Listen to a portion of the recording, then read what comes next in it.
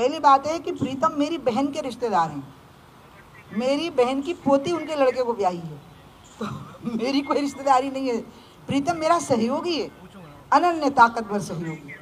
और प्रीतम के पिताजी जनसंघ में थे, वो मेरी वजह से भाजपा में नहीं आया है, वो भाजपा में था तो 1989 दिसंबर में हुआ ना, तो 90 का चुनाव लगता है वो जो लोकसभा का चुनाव हुआ जिसमें मैं चुनाव जीती, प्रचंड मतलब रिकॉर्ड बनाया मैंने मध्य प्रदेश में, उसमें प्रीतम की भाजपा ने ड्यूटी लगाई खजुराहो में मेरी सीट पर।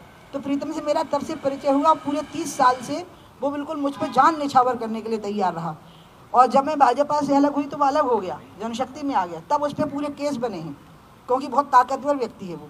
और उससे उधर के जो सामंती वर्ग हैं ईर्ष्या करते थे, तो जैसे ही वो भाजपा से बाहर हुआ था तो उनकी बनी आई, तो उन्होंने तो उस पर इतने केस बनाए कि बेचारे को माफिया, डकैत, तो पता नहीं क्या क्या बना दिया, जबकि वो बहुत 84 के दंगे में सिखों को, हजारों सिखों को महीनों तक खाना खिलाता रहा था, गरीब आदिवासियों की वो इतनी सेवा करता रहा है।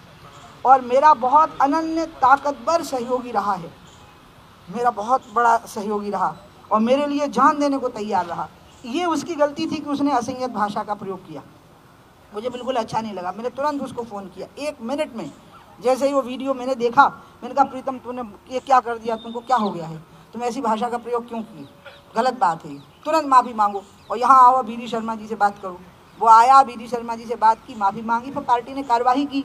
तो मैंने समझाया कि देखो नूपुर शर्मा पर भी पार्टी ने कार्रवाई की है, तो ये मत कहो कि इसमें कोई भेदभाव है, नूपुर शर्मा है जिस पर कार्रवाई हुई है, उसको निकाला है पार्टी ने, तुम पर भी कार्रवाई हुई है, मैंने कहा, लेकिन तुम असंयत भाषा का प्रयोग करके ठीक नहीं किए। एक मुद्दा मुझे इस पर आगे दूसरी बात कहनी है, बहुत ज़रूरी है, क्योंकि I am getting a chance कि मैं अपनी बात कह दूँ। आपको 2-3 बातें बताया, जैसे रतन सिंह को हमारा रिश्तेदार बता देते हैं आप लोग, वो रिश्तेदारी मेरी बहन की बेटी ब्याही गई है 2003 में, और रतन सिंह जनसंघ के ज़माने से ही, वो बीजेपी से तब चुनाव लड़ रहे थे जब मैं बीजेपी में थी ही नहीं, मतलब मेरी उम्र ही नहीं थी बीजेपी में होने की। अब तो बहुत दिक्कत आ जाएगी, जैसे बीडी शर्मा को स्तुति ब्याही है, वो कांति रावत मिश्रा की लड़की है।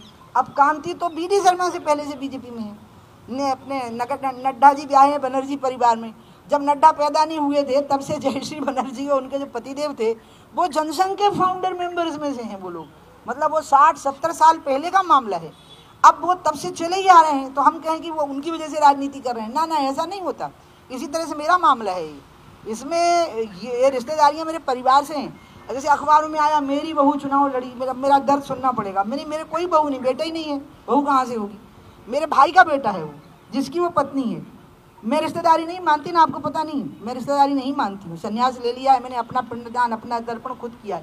दीदी माँ बोल, इसलिए तो दीदी बोलने के लिए बोलती हूँ कि आप लोग मुझे दीदी बोलो, ये बुआ मौसी ये सब मुझे बिल्कुल नहीं जमता।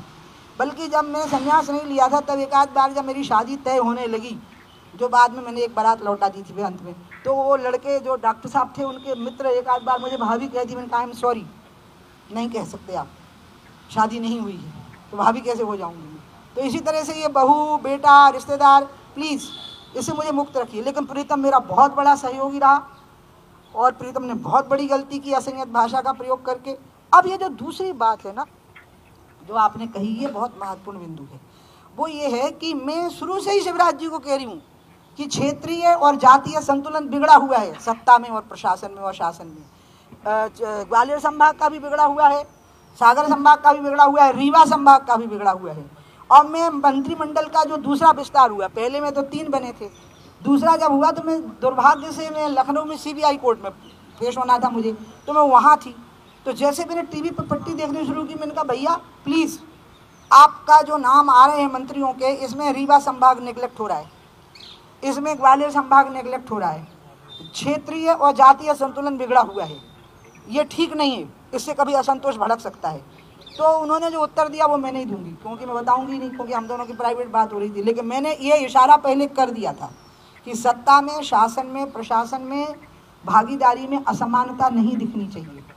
स्वास्थ्य सेवाओं में, शिक्षण संस्थाओं की सेवाओं में भी बहुत असमानता आ चुकी है और ये असमानता विभिन्न रूपों में भड़केगी और अराजकता उत्पन्न करेगी। इसलिए प्रीतम तो अलग मुद्दा हो गया है, अब तो मुद्दा आ गया है असमानता का। अभावग्रस्त समाज और सुविधायुक्त समाज जो 9 पॉइंट समथिंग है और अभावग्रस्त समाज है, इसलिए मैं तो उनकी कुछ बातों का समर्थन करती हूँ। लेकिन असंयत भाषा का प्रयोग, जाति विशेष को गाली देना, व्यक्ति विशेष को गाली देना, इसकी मैं निंदा करती हूँ। और मैं समझा रही हूँ प्रीतम को, मैंने कहा कि खबरदार जो तुम किसी जाति के बारे में बोले, और अब उस पर पार्टी ने कार्रवाई कर दी, तो अब मैं उससे बात नहीं करती। पिछले 15 दिन अब मैं एक मिनट, अब मुझे अभी आगे कुछ और कहना है। 2-3 बातें ऐसी हैं जिनका मैं पूरा समर्थन करती हूँ। पिछड़े वर्गों को और 10% आरक्षण गरीब सवर्णों को, उन्हें हमें पिछड़ा वर्ग ही मानना होगा। वो कहने के लिए ही सवर्ण है, चाहे वो ब्राह्मण हो, चाहे वो बनिया हो, चाहे वो ठाकुर हो, चाहे वो कायस्थ हो, या कोई भी हो। भूखों मर रहे हैं बच्चे, उनके बेरोजगारी के शिकार हो रहे हैं, पढ़ने लिखने की, उनको मिलना चाहिए 10% आरक्षण। प्राइवेट सेक्टर में जब आरक्षण की मांग हो तो 10% उनको भी मिलना चाहिए आर्थिक आधार पर। लेकिन ST, SC और OBC को प्राइवेट सेक्टर में आरक्षण मिलना चाहिए, और उसके साथ 10% सवर्णों को भी गरीबी के आधार पर, वो उनको पिछड़ा ही माना जाए क्योंकि वो आर्थिक आधार पर पिछड़े हैं, वो मिलना चाहिए। सामाजिक सम्मान, आर्थिक उत्थान और सत्ता में बराबर की भागीदारी, ये ST, SC और OBC को मिलनी चाहिए। ये शिकायत उनको नहीं रहनी चाहिए, और ये सभी राजनीतिक दलों की जिम्मेवारी है, और हमारी सबसे बड़ी है, क्योंकि आज हम केंद्र में बैठे हुए हैं कि अगर वो अपने आप को ढूंढ रहे हैं कि हम कितने जिलों में कलेक्टर हैं, हम कितने जिलों में SP हैं, केंद्र में कितने हमारे मंत्री हैं, अगर वो अपने आप को ढूंढ रहे हैं कि राज्य में हमारे कितने मंत्री हैं, तो वो अपने आप को ढूंढ रहे हैं, तो इसमें हमारी भूल है। अगर वो अपने आप को वहाँ नहीं पा रहे हैं और उनकी कुंठाएं भड़क उठी हैं, नाराजगी, कुंठा भी नहीं है, नाराजगी है, असंतोष है, वो इसलिए इसको तो ठीक से टैकल करना पड़ेगा पूरे देश को। ये सभी राजनीतिक दलों की जिम्मेवारी बनती है कि वो इस व्यवस्था को दुरुस्त करें, जहाँ जहाँ उनकी सत्ताएं हैं वहाँ वहाँ पर इसको दुरुस्त करें। बाकी ये जो हो रहा है, ये तो मुझे बहुत ही ख़राब लगा। मुझे बहुत, क्योंकि मैं रामभद्राचार्य जी को बहुत मानती हूँ, अब कोई कुछ उनके बारे में बोल देगा तो मैं तो नहीं सह पाऊंगी।